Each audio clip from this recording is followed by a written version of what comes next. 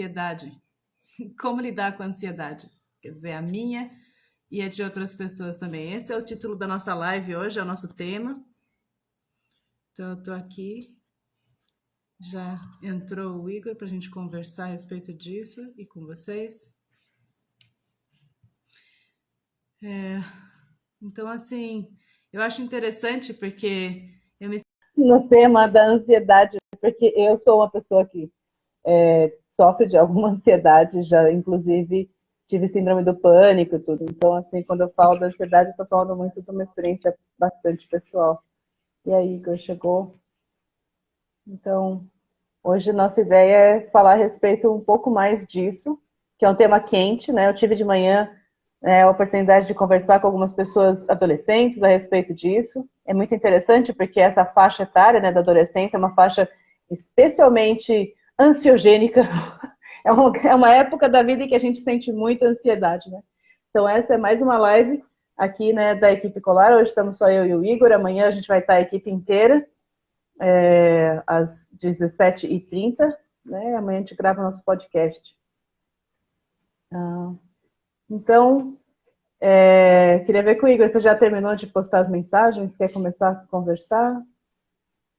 Ainda não, mas posso falar um pouquinho aqui enquanto eu vou postando, né? Eu acho que uma das coisas que... Oi? O que é ansiedade para você? Então, ansiedade para mim começa assim, né? Olhando pro corpo.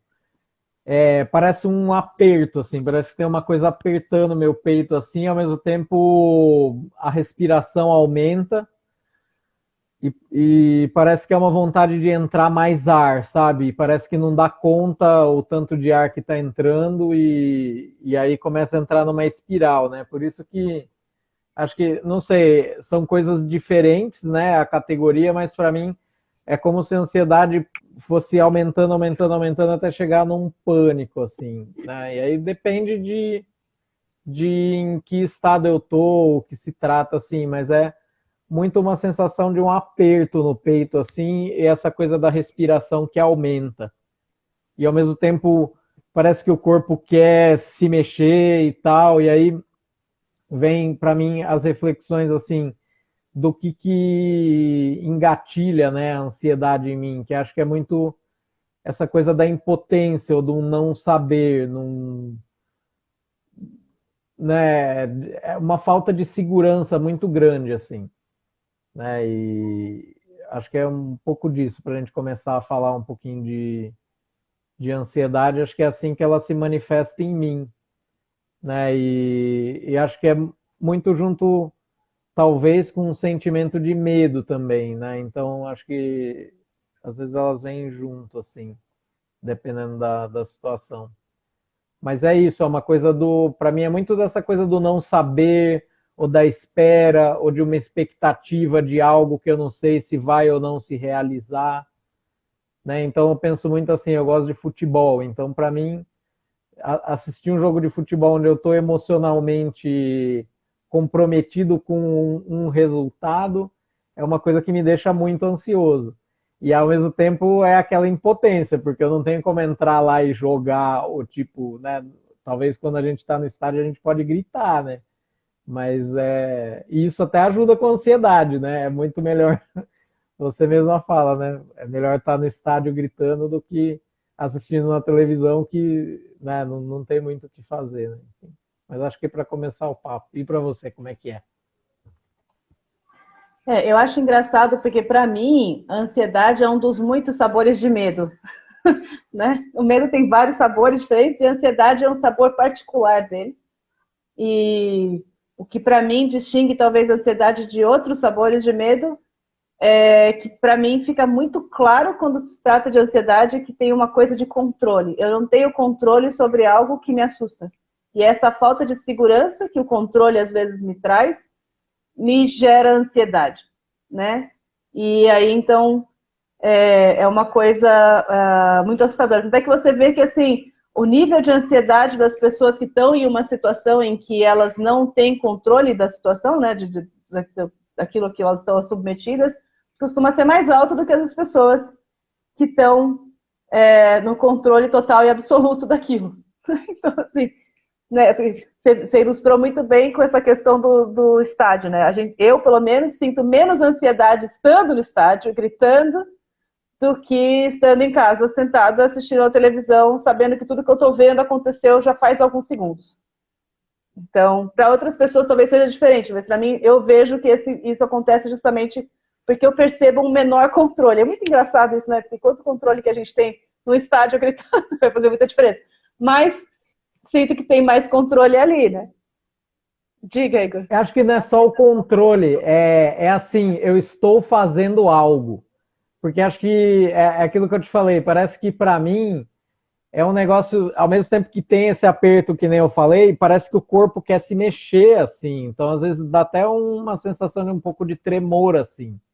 E é aquilo, no estádio a gente tá gritando, né? Então, pelo menos eu tô fazendo algo, né? Agora, por exemplo, outra situação que me veio, né? Que você falou das pessoas adolescentes, a vestibular, né? Tudo bem, tem aquela ansiedade, mas eu tenho um outro exemplo também legal, que agora eu pensei. Você tem aquela ansiedade quando você vai fazer a prova, mas parece que quando você começa a fazer a prova, aquilo, para mim, pelo menos, dá uma diluída, né? Tem uma tensão, tudo, aquela coisa do tempo, que a gente não controla o passar do tempo, né? Mas sei lá, tem momentos em que eu estou fazendo uma prova que eu estou completamente imerso ali e não estou mais sentindo aquela ansiedade, aquele medo. Agora, depois que você termina a prova, são dias e dias, às vezes até meses de espera pelo resultado. E aí, de fato, eu não tenho o que fazer. Além de ficar andando em volta, né? Me vê aquela imagem do tio Patinhas, né? Andando, andando, andando e escavando o chão por onde ele anda, né? Um outro exemplo, eu gosto de nadar e durante muito tempo eu competi em piscina, né? Quando eu tô no bloco, é uma ansiedade muito grande, assim, é muito que passa aquilo, né? Agora, a hora que eu caio na água, aquilo parece que dilui, vira, né? Então, parece muito que entra em um lugar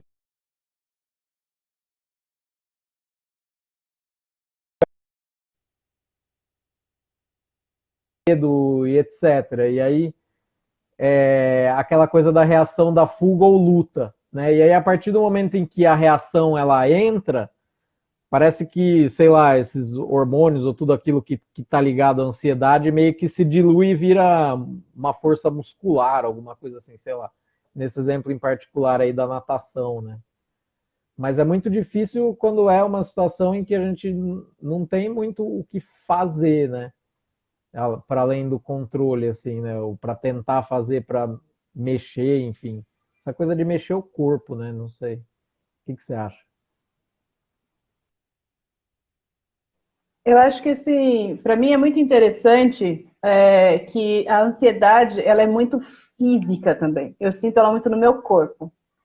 E o lance da ansiedade é justamente esse, né? Que como ela pode, ela acaba gerando um círculo vicioso, parece, né? Então, todo mundo tem ansiedade, alguma medida de ansiedade. A ansiedade é uma coisa natural, né? O medo é uma coisa natural. A ansiedade vem como uma forma da gente se proteger de alguma coisa, né? Então a gente tem um pensamento de algo que pode acontecer ou não acontecer, enfim.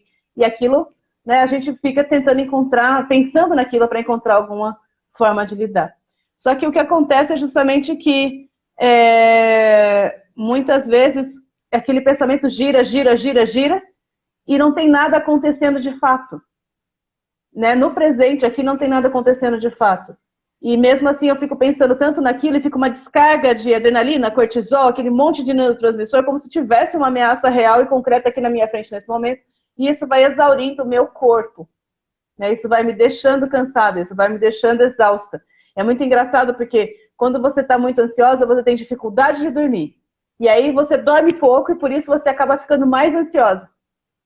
Né? Então, assim, isso gera tipo, aquilo, né? A ansiedade ela tende a gerar esse círculo vicioso em que você entra numa espiral mesmo, né? E é difícil de sair. Quando a gente fala assim, como é que é? Uma coisa, como lidar, né, com a ansiedade nas relações, né? Como é que a gente lida com a ansiedade? Como é que eu lido com a mim? Como é que eu lido com os outros? Acho que é mais fácil falar como não lidar. O que você não fala para uma pessoa que está tendo um ataque de ansiedade? Você nunca fala calma. Jamais diga calma. Acho que não tem uma pessoa que fica nervosa porque quer.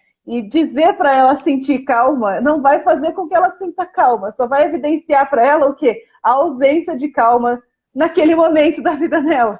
Né? Então, assim, acho que esse é um ponto muito interessante, né?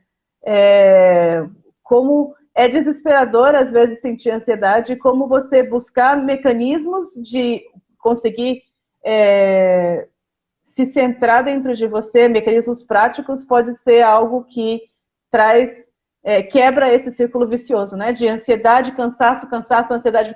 A ansiedade, ela tensiona seu corpo, ela cansa você fisicamente, e esse cansaço começa a gerar mais ansiedade. Enfim. Fica aí, Igor. Parece que entra num ciclo vicioso, né? A gente dorme menos, a gente está mais cansado, e aí a gente tem menos recurso para lidar com a ansiedade, né? Essas coisas que atrapalham, né? Isso que você falou de falar calma, né? Mas eu vou parar de falar calma. É justamente isso, é uma proposta assim, se eu estou vendo uma pessoa ansiosa, talvez tentar se conectar com o que está causando ansiedade nela, né? Eu vejo, nossa, tô te vendo um pouco aflita, né? Talvez, né? E aí investigando nesse sentido, assim. Ou como seria para você falar comigo sobre isso? Você queria falar comigo, né? Enfim. E agora realmente, porque parece para mim assim que quando eu peço calma para uma pessoa que eu vejo que está ansiosa, é como se ela entrasse em um lugar assim de que é errado eu estar ansioso, né? E parece muito isso assim, né? Que a gente tem um jeito certo de ser, que é aquela coisa da serenidade. Acho que isso entra muito com a coisa da raiva também, né? Então, para mim parece muito que a ansiedade, se ela está muito expressa, é uma coisa errada, assim. Não era para ser assim, eu tinha que ter autocontrole, enfim. E não é bem assim, a gente sabe que os sentimentos, eles brotam na gente, né? E quanto mais a gente tenta sufocar eles, menos a gente vai ter oportunidade de tentar descobrir, investigar o que está por debaixo desse sentimento, né? Então, por isso que essa coisa da calma, ela é que nem, por exemplo, uma doença que ela traz um sintoma, por exemplo, a febre é um sintoma, mas às vezes se eu só fico dando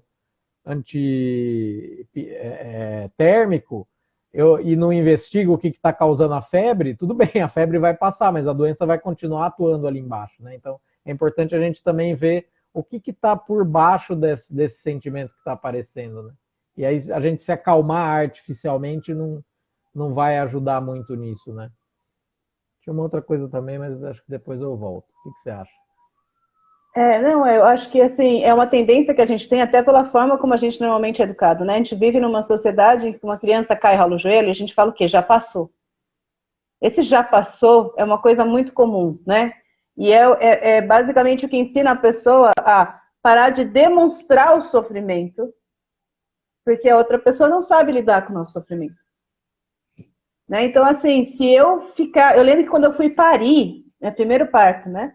Eu fiz sem analgesia. E eu lembro que eu começou a pegar a contração, e a minha mãe estava no quarto e estava assim, eu olhei para ela e falei, mãe, eu preciso que você saia. Eu preciso que você saia, porque eu não vou dar conta. Porque o que eu percebi era que eu estava segurando de gritar, de fazer cara feia, porque ela estava no quarto e eu não queria que ela se sentisse mal com o meu mal-estar. Isso é muito comum. Muito comum. Né? Então, assim, e o que você ensina pra gente, né? Assim, já passou. Eu não quero ver você chorando.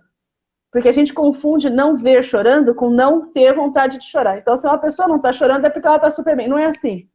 E uma pessoa com ansiedade, ela deixa a gente ansiosa. Você vê a pessoa chacoalhando, não sei o que, lá, começa a mexer com a gente. E aí você quer que aquilo acabe. Porque senão você também começa a ficar meio mal, né? Então é muito difícil, às vezes, a gente conseguir se centrar no lugar de apoio dessa pessoa que está ansiosa, né? E muitas vezes, quando a gente está passando por um momento de ansiedade, a pessoa que está em volta da gente começa com esse negócio, vou te dar uma água com açúcar, não sei o quê, abana, aí respira, aí fica calma. Né? E por mais que a pessoa esteja super querendo te apoiar e contribuir para que você se sinta melhor, aquilo vai só, né? Até que você tô ótimo, me deixa sozinha, deixa eu ir gritar sozinha, chorar a travesseira ali sozinha. Né? Então, Acho que a primeira dica do como que você pode apoiar uma pessoa que está passando por uma crise de ansiedade, uma pessoa que está se sentindo mal, que está ansiosa. Primeiro, saiba que a melhor pessoa para dizer de que forma você cuida dela é ela. Não fique em cima perguntando o que ela está sentindo, como ela está se sentindo. Às vezes você só está perto, é algo que ela quer, perceba. Né? Se você não tem certeza se ela quer a sua presença, perguntar, você quer ficar sozinha? Posso ficar aqui com você? É suficiente. Observa pela reação dela se ela está conseguindo falar ou não. Se você tem muita vontade de tocar nessa pessoa, não, se lembra sempre que não é todo mundo que gosta de abraço, não é todo mundo que gosta de beijo, não é todo mundo que gosta de cafuné. Tem algumas pessoas que nesses momentos não suportam ser tocadas. E é importante, se você acha muito que é importante tocar no ombro dela, eu acho que isso pode te ajudar. Você quer? Posso experimentar? E respeite a resposta da pessoa. Nunca presuma que algo vai fazer bem para ela, até porque, não, mas eu sofro de ansiedade, isso aqui me ajuda. Sim, calma. Né? Você que quer ajudar a pessoa a ter calma, tenha calma você, paciência, né? Na hora de sugerir, na hora de fazer, sempre respeitando muito o espaço da outra pessoa, né? Lembrando que como a ansiedade ela vem muitas vezes dessa sensação de falta de controle sobre algo que é assustador, esse medo, você, de novo, não respeitar aquilo sobre o qual a pessoa tem controle, o corpo dela, o momento, pode aumentar essa sensação de tem um monte de coisa acontecendo. Então, respira você do lado da pessoa e sustenta. Veja se você tem espaço para sustentar o desconforto de estar ao lado de uma pessoa que está sentindo esse desconforto. Porque se você não está, não tem problema. A gente não é super-homem, todo mundo é humano. Né? Então, assim, não estou para isso, não estou para isso. Procura o apoio de alguém que esteja. Procura apoio para você conseguir estar. Né? Esteja perto se você pode estar perto. Porque senão é aquilo, vai ficar duas pessoas ansiosas. Uma ansiosa porque quer... fico ansiosa porque eu não queria estar ansiosa, porque você fica ansiosa porque eu estou ansiosa, e eu fico... Né? Vai fazer mal para todo mundo. Então, assim... Igor, você quer falar? Não sei se estou... Sim. Então, só repassando um pouquinho umas coisas que eu anotei aqui, né?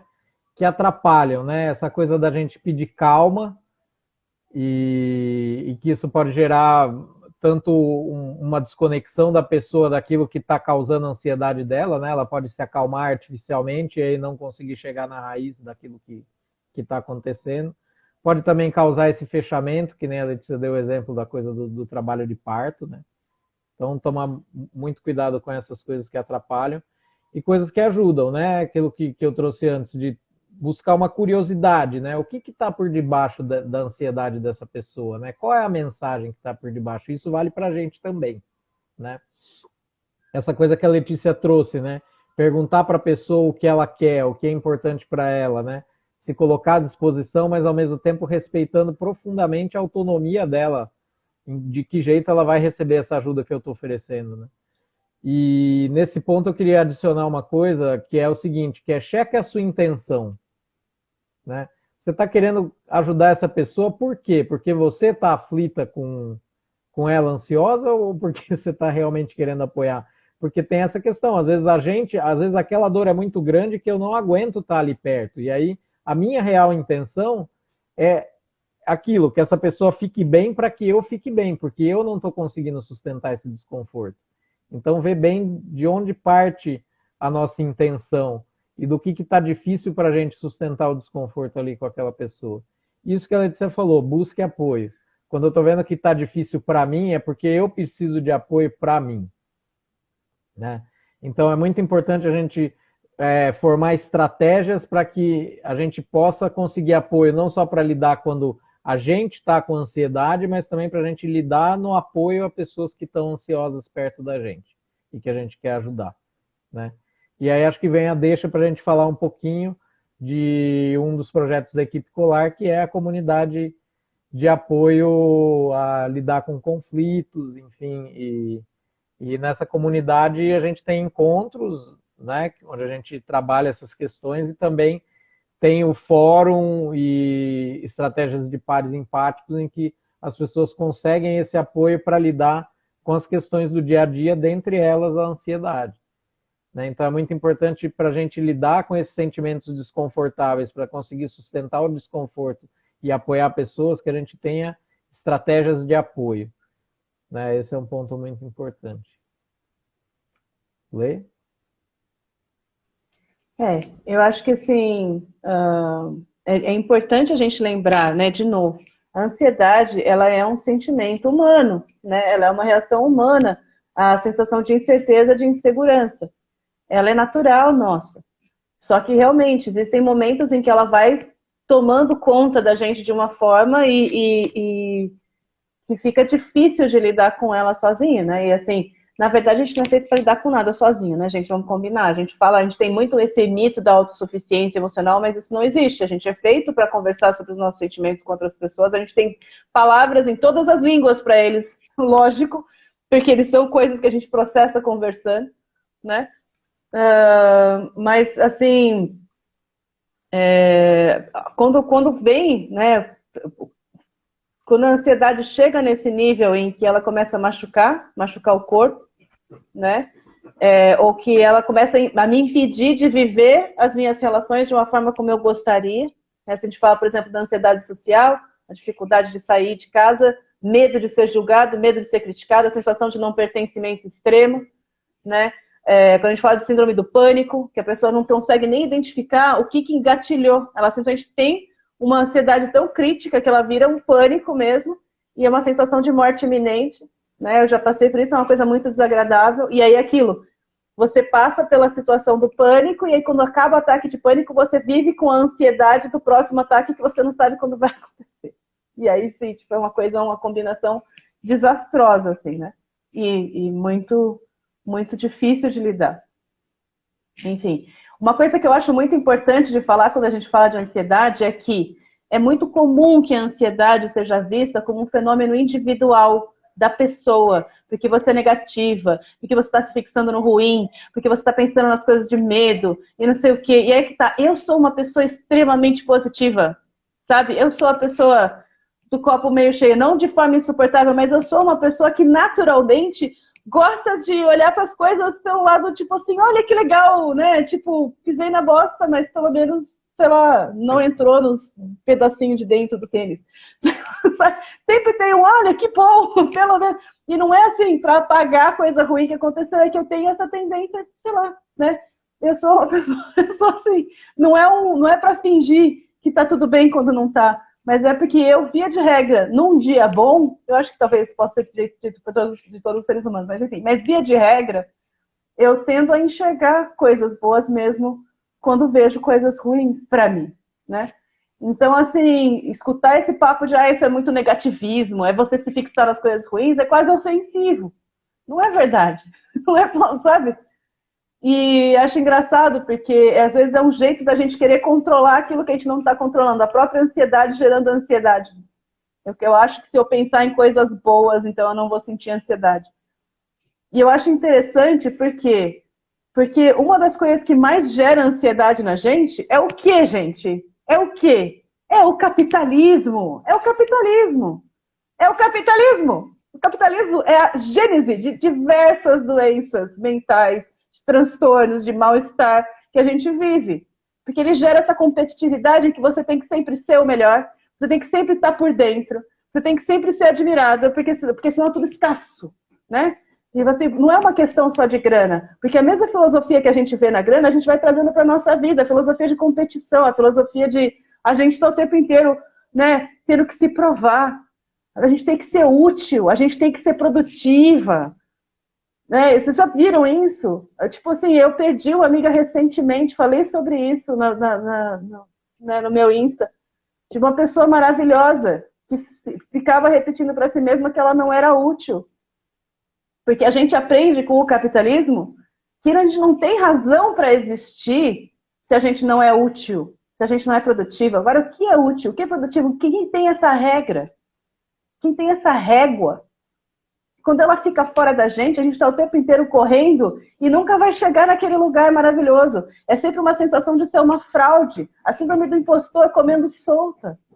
Por quê? Porque a gente faz o possível para se adaptar. E aí a gente vive na ansiedade da nossa máscara cair, a gente ser exposta. E a gente perdeu o nosso pertencimento, a nossa aceitação. Pertencimento e aceitação são coisas necessárias para todos os seres humanos. São necessidades naturais de todo mundo.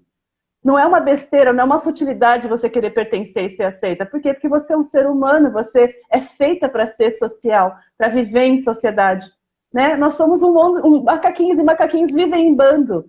A nossa inteligência é construída para a gente conseguir fazer as coisas junto, caçar junto, se defender de leão junto.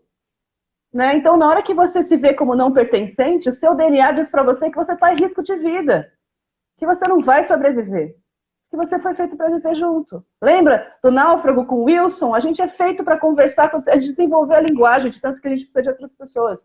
Então, assim, né, quando você está num mundo que te diz que a qualquer momento você pode ser jogada fora se você não for útil, se você não for produtiva, se você não for a melhor daquilo que você faz, se você não for a mais bonita, porque no caso das mulheres, vamos lembrar que não interessa o que você faça, o quão boa chefe de cozinha ou presidente você possa ser, ou presidenta, não sei, enfim, ou executiva, ou arquiteta, ou engenheira, ou advogada, ou qualquer coisa que você seja. Não interessa o quão boa você seja, se você não couber naquele manequim, se você não tiver dinha feita, e cabelo não sei das quantas, e não sei o quê, porque você está sempre sendo avaliada pelo quê? Pela sua imagem, pela sua estética, pelo seu corpo.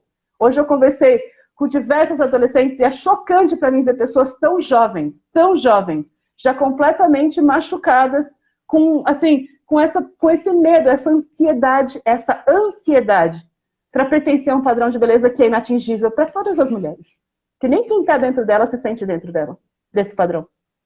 Nem quem está dentro dele se sente dentro dele. Então, assim, né, e essa sensação que é incutida na gente o tempo inteiro. Você tem que ser melhor, e você tem que estar bonita, e você tem que não sei o que lá, porque senão o que vai acontecer? Você vai ser descartado. E você ser descartado é você morrer. É você não pertencer e, portanto, morrer. Então, assim, acho isso muito importante. Quando a gente fala de como lidar com a ansiedade, primeiro, tenha em mente que a ansiedade não é um fenômeno que começa e termina dentro de você. Você não existe separado da sociedade, você não existe separado do contexto em que você vive. Você não existe separado da sua cultura. Você se sente ansiosa, não é porque você tem um defeito. Você se sente ansiosa porque você está num contexto em que você aprendeu, muitas vezes, a temer pensamentos dentro da sua cabeça. E isso foi uma coisa que foi ensinada pra gente, desde pequeno. Enfim. Igor? Tem algumas coisas para dentro dessa linha que você trouxe, né? Uma das coisas é essa coisa do individualismo. Então, assim, essa lógica da competitividade, ela também leva a gente a crer que a gente vai resolver as coisas sozinho. E aí, o que acontece? É isso que a Letícia falou, a gente cresceu em comunidade, né? Falamos um pouco antes da questão do apoio, como ela é importante, né? E aquilo, a gente não vai resolver sozinho. E ao mesmo tempo que, às vezes, tem uma ideia de que se a gente pensar positivamente vai resolver, acho que sozinho também eu tenho que dar conta disso. E esse é um ponto de atenção, isso é um ponto que às vezes atrapalha, é a gente, às vezes, não se abrir para ajuda, né? Achar que, isso aqui é errado, eu preciso me autocontrolar e eu preciso dar conta disso sozinho. Né? Eu já passei por isso e não resolve, isso atrapalha, porque o caminho da gente trabalhar com as questões da ansiedade é justamente em coletiva, em apoio, buscando apoio, conversando, se escutando. Né? Isso é uma do que atrapalha, né? E do que vem também disso que a Letícia falou do capitalismo. Né? Outra coisa, essas estruturas sociais que geram dores, né, e opressões para certos grupos mais do que para outros, também influencia nisso. Então, por exemplo, uma pessoa negra que sai para andar na rua à noite, ela passa por uma situação normalmente de ansiedade que uma pessoa branca não passa. Justamente porque a gente sabe o que acontece em termos de violência policial, etc. Né? Então, é muito importante a gente ter em mente essas dimensões também, de que a estrutura social em que a gente vive, ela gera uma mulher também em relação ao homem, como a Letícia disse, né? Então, a gente precisa ter em mente essas coisas, de que a ansiedade ela se manifesta às vezes mais em algumas pessoas, em determinadas situações, do que em outras, e por mais ainda a gente tem o motivo de tratar isso coletivamente, né? A importância de tratar isso coletivamente, ou de que as pessoas busquem apoio, né, formas de se apoiar e que levem em conta essa dimensão social e estrutural que está causando mais ansiedade em algumas pessoas em relação às outras. E a gente sabe que quanto mais ansiedade a pessoa tem, mais a dificuldade dela performar, então fica um ciclo que prejudica mais algumas pessoas em relação a outras. Né? Então isso é muito importante a gente ter em mente, né? De que essa dimensão social, esse contexto, ele acaba gerando mais ansiedade em algumas pessoas do que em outras, e que isso não pode deixar de ser levado em consideração. Né? Precisa ter um olhar especial para isso, justamente para a gente conseguir tratar especialmente situações que são efetivamente diferentes. Né? Se a gente for pensar também na questão de homens e mulheres e a carga de trabalho, que normalmente dentro de casa fica mais com as mulheres, isso gera.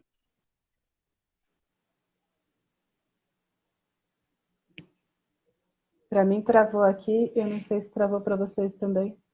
Eu não estou escutando o Igor. Mas eu acho que isso que ele falou agora, que ele estava falando, pelo menos ressoa muito em mim, que é essa questão da carga de trabalho desigual gera muito mais ansiedade para a mulher, especialmente no trato, né? Quando a gente fala de criança, nossa, a ansiedade pelo cuidado com a criança costuma ficar muito pesada.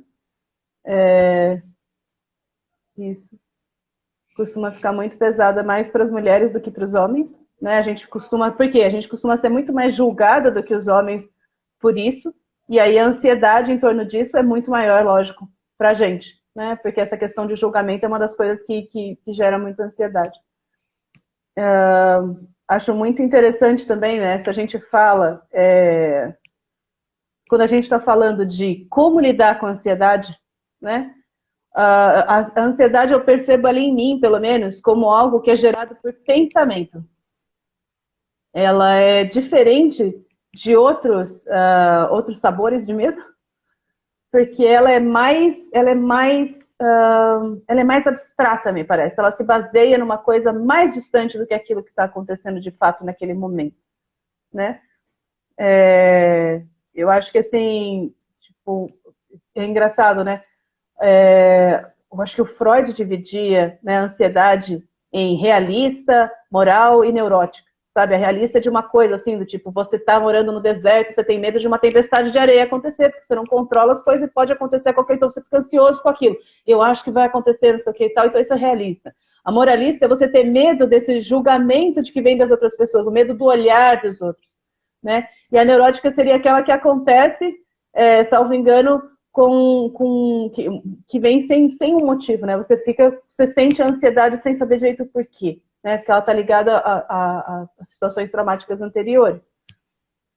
E eu acho interessante porque em todos os casos o que você tem é o quê? Basicamente uma ideia na sua cabeça. É uma ideia e um medo que está rolando ali, né? E aquilo fica girando, e é só um pensamento, não é o que está acontecendo agora. Não é que aquilo seja impossível, não é que o medo não seja legítimo, não é que seja uma besteira sentir esse medo, jamais. Jamais. Mas que se você olhar para o que está acontecendo agora, normalmente não é o que está rolando. Então, assim, é sobre o sentido do medo. O medo existe para a gente se proteger, para a gente se cuidar, para a gente conseguir disparar uma série de neuroquímicos no nosso corpo, para a gente conseguir correr ou se defender de alguma forma. Essa é a função orgânica, fisiológica, biológica do medo, né? E aí, assim, muitas vezes a gente esquece disso, vamos dizer assim, o nosso corpo esquece disso, e a gente fica apavorada com uma coisa que não é uma ameaça agora que está acontecendo na minha frente. E isso me consome de tal forma que eu me torno incapaz de lidar com aquilo que está diante de mim. Né? É aquilo, eu tenho uma ansiedade tão grande que eu não consigo falar com as pessoas, eu quero fazer amizades, mas a minha ansiedade me impede de conseguir articular palavras, e aí eu não consigo fazer as amizades por causa da ansiedade de não conseguir, de rejeição. E aí eu acabo gerando aquela coisa da profecia autorrealizável, tá vendo como não dá certo? E é aquilo. Né? Ou aquele negócio que a gente estava falando antes, de não conseguir dormir porque eu estou ansiosa, e porque eu não dormi, minha ansiedade aumenta, porque o meu corpo fica cansado. E aí fica mais tendente a ficar cheio de cortisol e adrenalina e etc. Então, assim, fica mais reativo. Então, quando a gente fala de como lidar com a ansiedade, acho que uma coisa bacana é voltar para o agora, encontrar mecanismos que me tragam para o agora. Uma coisa que funciona muito para mim é me trazer de volta para o meu corpo.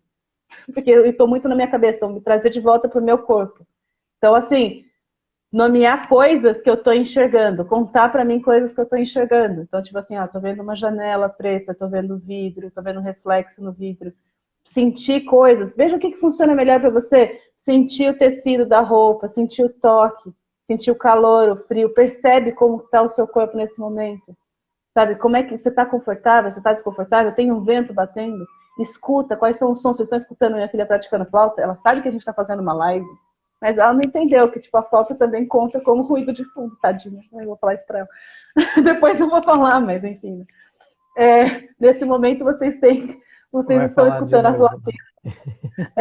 Vocês vão escutar a flautinha lá no fundo. Então, assim, escutar o passarinho, a flauta, o caminhão de lixo passando na rua, essas coisas todas parecem bobas, mas os cheiros que estão no ambiente vai trazendo você de volta para onde você está agora.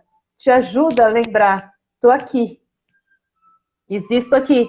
Isso que está na minha cabeça, que está me assustando, é um pensamento. Né? Se eu pensar num tigre rugindo para mim, às vezes meu coração pode disparar, mas ele não está aqui na minha frente.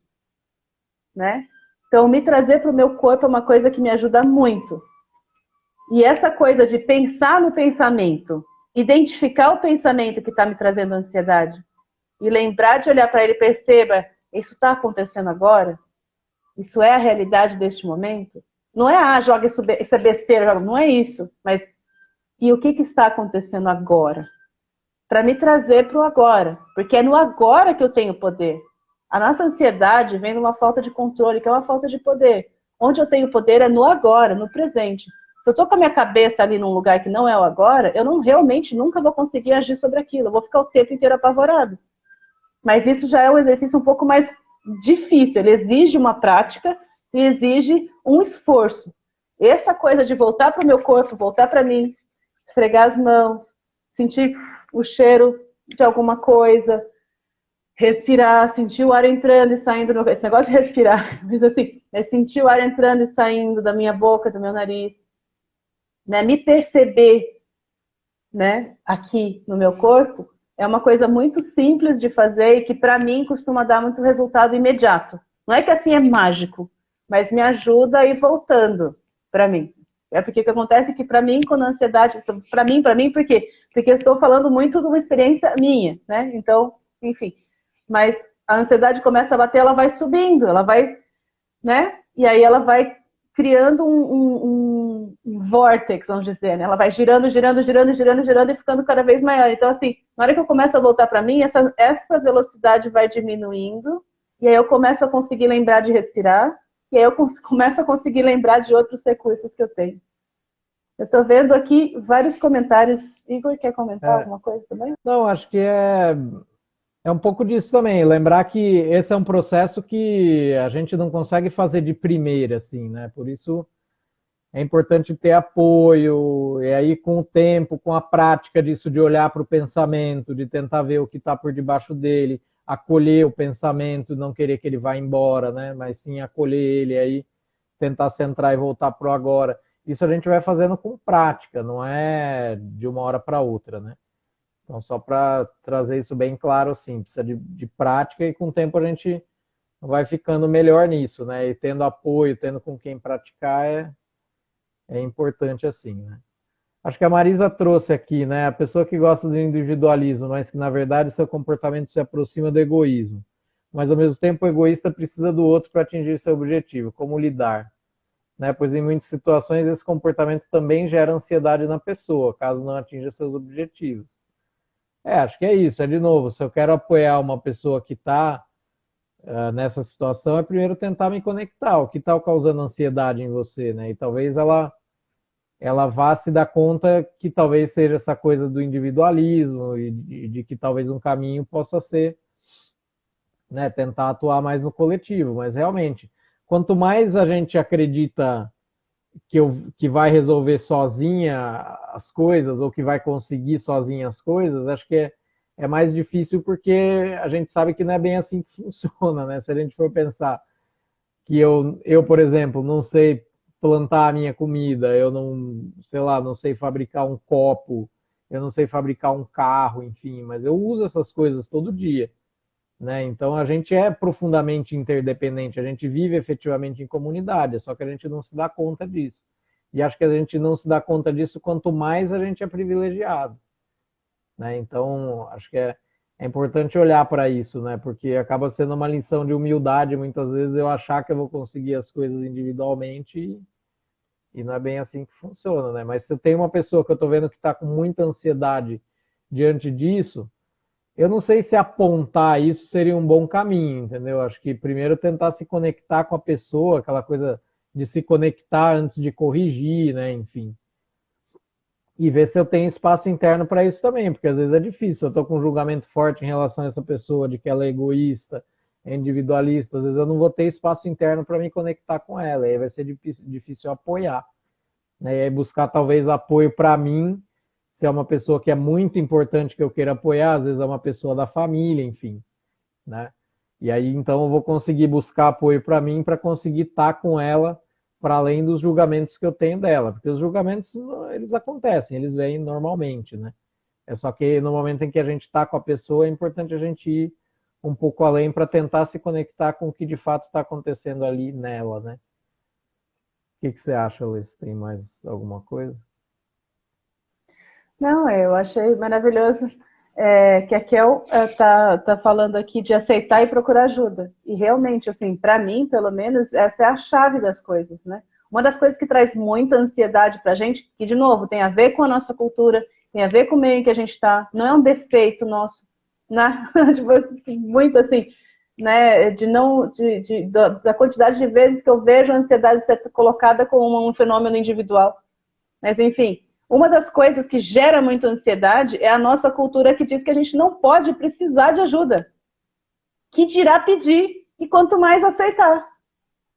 Né? Então, assim, se precisa de ajuda, você é incompetente. Não conta pra ninguém. Nossa, esse negócio na maternidade é uma coisa terrível. Eu já falei em outras lives sobre isso. De ver a mulher carregando carrinho, sacola, bebê, e tentando abrir a porta do carro com o pé, e você ali do lado, parada. Tipo, do lado. Tipo, posso te ajudar? Ah, não precisa. Como não precisa, mulher? Como não precisa? Não, eu tô acostumada. Eu sei que você está acostumada, mas deixa eu te dizer que hoje tem uma pessoa aqui do seu lado. Eu posso ajudar você. Tem nada de errado com isso. Sabe? Hoje você não precisa abrir sua porta com o pé. Porque tem uma pessoa aqui. Olha só. Uma pessoa disposta. Então, assim, é muito louco isso. Porque a gente aprende que precisar de outras pessoas é muito errado, que querer ajuda de outras pessoas é folga, né? E assim, nossa, é uma coisa que causa tanta dor. Porque todo mundo precisa de ajuda. É aquilo que a gente estava falando, a gente não é capaz de fazer as coisas sozinho. Ah, eu sou capaz. O que você é capaz? Você está falando comigo, você me ouvindo num celular que você certamente não montou. A não ser que você já pensou muito especial, porque mesmo quem monta celulares não monta o celular inteiro, monta pedacinhos. Né? Então, assim, é muito interessante isso. A gente tem essa ilusão de que a gente faz coisas sozinho. Não é assim. Né? Para a gente chegar onde a gente está, muitas pessoas passaram pelo nosso caminho e nos ensinaram muitas coisas. Nós somos seres sociais, a gente aprende, a gente faz as coisas junto. É natural que a gente precise de ajuda. Né? Nós somos interdependentes. Então, assim, na hora em que a gente não está dando conta de fazer o que outras pessoas parecem estar dando conta de fazer, é muito isso, né, o medo de ser descoberto nessa incompetência é muito grande. Né? E o medo de falhar por não pedir ajuda é ainda maior. O medo de errar, porque a gente está numa cultura punitiva e quando você erra, você é punido. Isso não é visto como algo a ser cuidado pelo grupo, mas como algo a ser expurgado, né? Porque você é uma pessoa que erra. Né? Como se o erro não fosse o caminho para acerto, né? Para aprendizado. Mas, enfim. Então, isso tudo gera muita ansiedade. Né? E aí eu acho que uma outra coisa que ajuda também é a gente praticar esse carinho com a gente, esse autoacolhimento, né? não é porque o Phelps consegue nadar o que ele consegue nadar nas Olimpíadas que eu vou ter condição de nadar o que ele nada. Então, às vezes, a gente vê pessoas dando conta de coisas que efetivamente eu não vou conseguir dar conta, porque cada pessoa humana é de um jeito e tem os seus desafios e tem as suas qualidades e os seus defeitos, enfim. Né? E aquilo, não é porque tem alguém que consegue dar conta individualmente de uma carga que é desumana, às vezes, que todo mundo precisa fazer isso, apesar dessa ser a lógica que tentam vender para a gente todo dia, essa coisa do capitalismo que você estava falando. Né? Isso aí lida um pouco com meritocracia, enfim, uma série de questões que quando a gente olha no duro, não é real conseguir fazer o que essa pessoa consegue, né? Ao mesmo tempo, existe uma cobrança de que seja feito, só que é aquilo, eu sou humano. E aí, se eu entro nessa cobrança e não tenho carinho por mim mesmo nas minhas limitações, eu vou fatalmente cair em ansiedade. Né? Então, acho que esse é um ponto também, a gente conseguir nutrir esse carinho pelas nossas limitações, pelo jeito que a gente é, porque mesmo com todas as limitações que a gente tem, em algum ponto a gente é especial e a gente tem alguma contribuição para dar, sabe? Então, eu acho que é isso, a gente buscar esse autoacolhimento é um caminho muito importante, assim, que acho que pode ajudar com essa questão da ansiedade. Perceber que, assim, poxa, que legal, o Phelps nada, sei lá, 7, 8 provas, nada pra cacete, mas eu gosto de nadar também, mas não vou nadar nunca que nem o Phelps, não vai ter jeito, por mais que eu queira, né? Enfim. Cultivar a aceitação. A aceitação em mim e na outra pessoa é um caminho muito bom para conseguir diminuir a ansiedade. Não é uma coisa fácil. Não basta dizer eu me aceito. Né? Especialmente quando o mundo está o tempo inteiro tentando te dizer que você não é boa, não é bom o suficiente. Porque vende. Quando eu digo para você que você não é boa o suficiente, você vem aqui para você depilar um pouco mais a sua sobrancelha, o seu nariz, o seu buço, o seu não sei o quê. Né? Quando você não é bonito o suficiente, você vai fazer uma cirurgia plástica, você vai fazer a dieta agora que eu estou vendendo, você vai fazer mais exercício. Né? Você não é bom o suficiente, vem fazer esse curso. Vem comprar esse remédio, vem comprar esse aparelho, vem comprar esse laptop, vem comprar não sei o quê. A sensação de insuficiência constante é aquilo que gera um dos maiores propulsores de venda que a gente tem. Por isso que eu falo que a questão do capitalismo, como o capitalismo é adoecedor. Né? Essa cultura, ela está o tempo inteiro tentando vender. E para vender, ela vai te incutir a ideia de que você está farto. Está faltando coisa. Tá faltando. Porque aí você compra. Tá faltando. Então você tem que ir lá e comprar. Faz mais um curso. Aprende um pouco mais. O tempo inteiro é o quê? Eu sou insuficiente. E isso gera muita ansiedade. Então você aprender a olhar para você e celebrar quem você é. Celebrar onde você já chegou. Tá, você ainda não tá onde você queria. Mas olha para você agora e olha para você o tanto que você caminhou. Tá, você ainda não tá proficiente em inglês. Mas você sabe mais palavras hoje do que você sabia ontem, talvez. Ah, mas eu esqueci, sim, mas você esqueceu fazendo o quê? Você estava vivendo, você estava tendo uma vida, você estava trabalhando, você estava fazendo alguma coisa. Celebra isso também. Sabe? Você não precisa só o tempo inteiro ficar lamentando tudo aquilo que te falta. Você pode olhar aquilo que você conquistou. E isso não vai diminuir o seu tesão, a sua vontade, a sua motivação para você ir atrás daquilo que você ainda quer fazer. Pelo contrário, vai te aumentar a motivação, porque você acredita em você. Você sente que você vale a pena. Agora, quando você olha e você sempre falta, você só olha porque falta, o que acontece? Você começa a murchar. Oh, é uma bosta, eu sou uma bosta, não sei o que, lá, e sempre tem esse desespero. Essa sensação de estar naquela rodinha de hamster, sem nunca sair do lugar. Né? Então, essa coisa de você conseguir parar e olhar para você e celebrar onde você chegou, celebrar as coisas que você fez, celebrar, nem que seja pequeno, que seja ínfimo, é alguma coisa que você construiu, já é mais do que você tinha ontem, sabe? Então, assim, isso é um caminho muito interessante, às vezes, de lidar com a raiz mais profunda daquilo que a gente chama de ansiedade. Né? Essa parte da aceitação, de olhar para si com carinho, de olhar para outras pessoas, às vezes com um pouco mais de aceitação. E cultivar o prazer, né? Eu acho isso interessante. Cultivar o prazer de ser. Cultivar a ideia de que o motivo de você estar viva, vivo, vive, É a vida. É sentir a vida em você, né? É estar dentro da vida. Não aquilo que, eu vou produzir, vou fazer. Não que isso não seja importante, mas perceba o prazer como um fim em si mesmo. Perceba o prazer como algo legítimo. Perceba o prazer de você fazer um desenho, porque você quer fazer o desenho, mesmo que você seja o pior desenhista do mundo. A pior desenhista do mundo. Mesmo que você não consiga, sabe? Eu não consigo tocar uma nota na flauta, mas eu vou tocar a flauta porque eu quero fazer barulhos com essa flauta e me sinto bem quando faço isso. Pronto.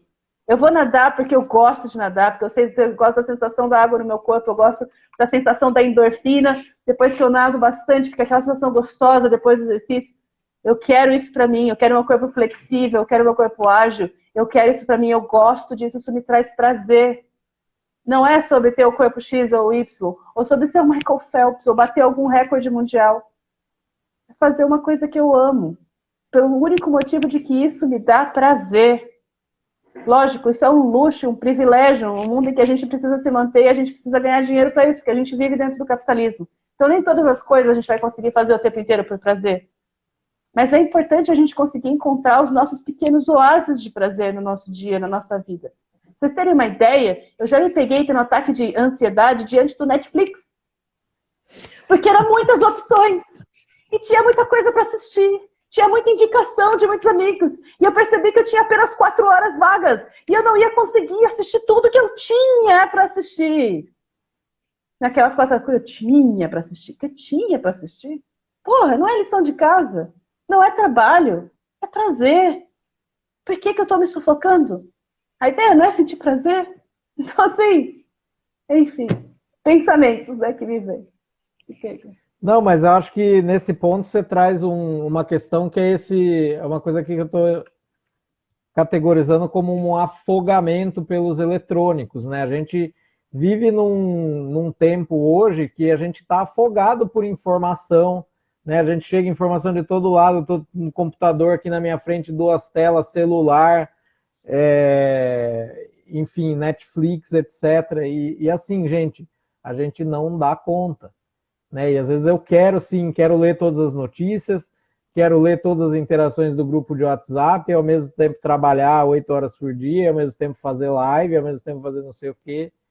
Gente, a gente não dá conta. E acho que quanto mais cedo a gente faz as pazes com isso e acolhe, principalmente essa parte nossa que queria dar conta de ler e de estar onipresente, onisciente de tudo que está acontecendo, não dá. E a gente vai precisar escolher. Né? E aí é aquilo. Eu acho que essa dica que a Letícia dá, de cultivar o prazer de fazer algumas coisas por fazer, né? Sem qualquer expectativa, sem uma meta, enfim, pode ser uma coisa interessante, assim, de escolher alguma coisa para fazer, não, agora, hoje eu vou me dedicar a isso porque isso vai me dar prazer, assim, que nem ela deu o exemplo da natação, que é para mim, eu vou nadar, entendeu? E aí tudo bem, tem o WhatsApp, etc. Depois eu vejo o que dá para ver, né? O que for mais importante, enfim. Acho que a gente está chegando perto de 1 hora. Eu pensei em dar uma resumida mais ou menos no que a gente conversou aqui. O que você acha? E aí a gente vai para as considerações finais? Eu acho maravilhoso. Eu acho que assim, uma das dicas também que, né, que eu não posso deixar de lado, né, de como lidar com a ansiedade, tem um gato. Gatos são muito bons para isso. Assim, gato, quando deita no seu colo, começa a fazer aquele... Gente, melhor antídoto para ansiedade. Sei que tem gente que não gosta de gato. Eu amo gato. Tá aqui, sabe? O gato ele tem esse jeito de amar desapegado. Que tipo, como é bom. Para mim, me ajuda muito. Não sei. Para muitas pessoas talvez não, mas para mim ajuda muito. Enfim. Quer fazer uma recapitulação, então, Igor? De algumas rapidão. dicas? Rapidão. Então, assim, ansiedade. Ansiedade é um sentimento, é uma emoção nossa. Ela brota naturalmente da gente. Ela decorre de reações bioquímicas que acontecem no cérebro e no nosso corpo inteiro. E é tipo um sabor de medo, assim, né? Que pra gente, né? Pra mim e pra Letícia, tem um pouco a ver com questão de uma falta de segurança ou de estabilidade. Enfim, é uma vontade de controle, de ter o que fazer diante de uma situação que eu vejo, assim, incontrolável, né? E ela gera reações corporais na gente, ela cansa a gente, às vezes entra em um círculo vicioso de falta de sono, insônia, mais ansiedade, insônia, mais ansiedade, impotência, etc. Né? Então, assim, coisas que a gente percebeu na nossa caminhada que atrapalham, né? Primeiro, pedir calma, né? Pedir calma para outra pessoa, pedir calma para mim mesmo, é aquele efeito do antitérmico, assim. Eu posso conseguir essa calma artificial, mas às vezes eu não vou conseguir entrar na raiz do que está me causando e não vou conseguir tratar aquilo, né? Então, assim, isso também pode causar um fechamento na outra pessoa, para o apoio que a gente está querendo oferecer para ela, né? Essa coisa de achar que pensar positivo ou, né, olhar para os aspectos positivos de uma situação por si só vai ajudar, não necessariamente, né? Achar que sozinho eu vou resolver as coisas também difícil. A gente é interdependente, a gente é humano. Né? Essa coisa que a gente falou mais para o final aí, a fixação em pensamentos e ideias, né? Muitas vezes a ansiedade vem muito de um pensamento ou de uma ideia que eu estou projetando lá na frente, não necessariamente é o que está acontecendo aqui na realidade. Né? Então, a coisa do vestibular, o que vai acontecer se eu não passar, né? Enfim, eu não sei se eu passei ou não ainda. Né? O resultado vai chegar, quando ele chegar eu vou lidar com ele. Né? E essa coisa do foco naquilo que falta, que é outra coisa que essa coisa do capitalismo fica toda hora convidando a gente a olhar, né? O que está faltando, sempre vai estar faltando alguma coisa. Né? E coisas assim que a gente percebe que ajudam, né? Quando eu estou querendo apoiar uma pessoa, pergunta para ela como eu posso apoiar ela, né? Se eu tenho vontade, por exemplo, aquilo que você falou de tocar, tenho vontade de te tocar, faz sentido para você, né? Sempre checar com a pessoa, sempre confirmar com ela de que jeito ela quer receber aquele apoio. Isso é uma coisa de profundo respeito pela autonomia da pessoa, né? E ao mesmo tempo que eu faço isso, cultivar essa curiosidade. O que está se passando ali nela, né? Qual que é o fundo dessa ansiedade? Isso vale para a gente também. Né? Nossa, eu estou muito ansioso agora. O que está por baixo disso, né?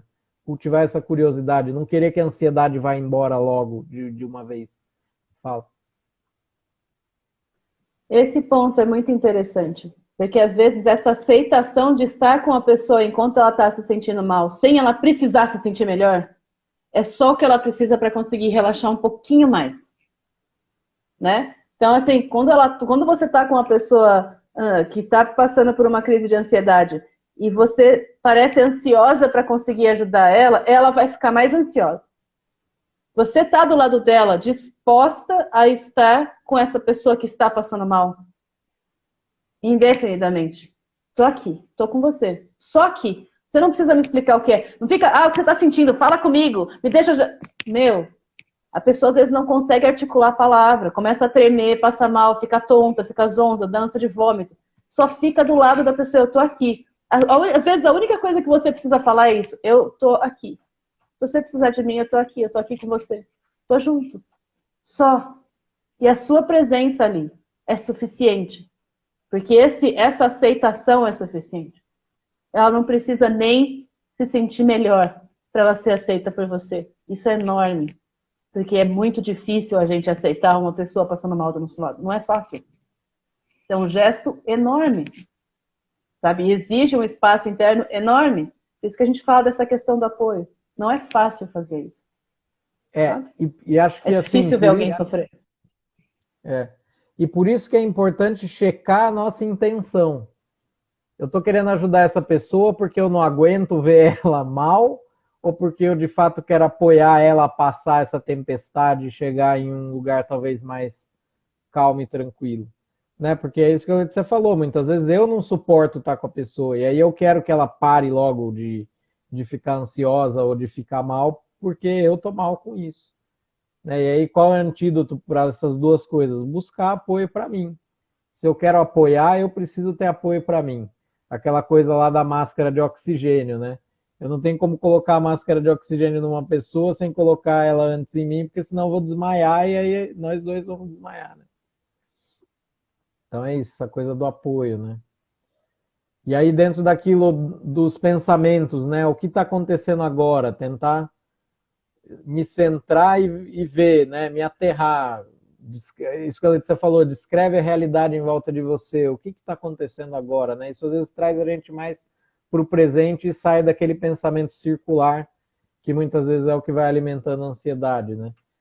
Tem em mente essa coisa da dimensão social e do contexto, né? Nada acontece por acaso, que algumas pessoas, por conta das opressões, das estruturas sociais que machucam mais algumas pessoas do que outras, racismo, machismo, capacitismo, enfim, né?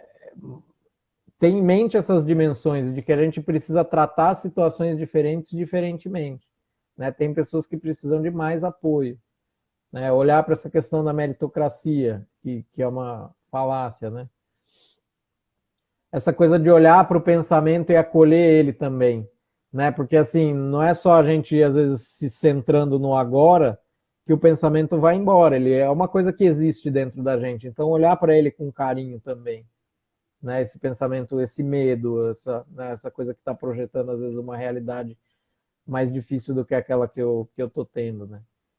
E aí entra muito essa coisa do autoacolhimento, da gente cultivar a aceitação e que isso vale também para outra pessoa, né? Acolher e aceitar integralmente ela na situação que ela está ali, se eu quero apoiar, né? Como você falou, às vezes isso já é bastante para a pessoa sentir um alívio, sabe? De que ela, porque às vezes é aquilo, eu sinto muita culpa, eu me sinto mal porque eu devia dar conta disso, eu devia estar bem, eu devia